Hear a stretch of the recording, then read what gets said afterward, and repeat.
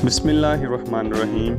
हिकमत की बातें और आप देख रहे हैं आज की दुनिया।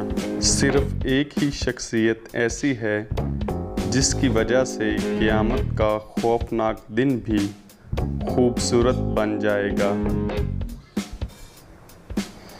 वो हैं हमारे पाक प्यारे नबी हज़रत मोहम्मद सल्लल्लाहु अलैहि वसल्लम।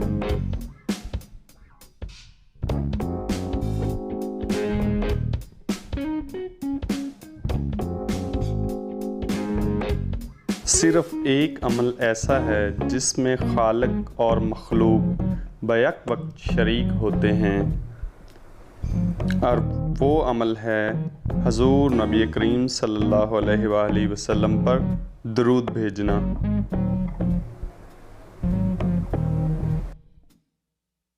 किसी का भला ना हो सके तो बुरा करने की भी कोशिश मत करना, क्योंकि दुनिया कमज़ोर है, दुनिया बनाने वाला नहीं।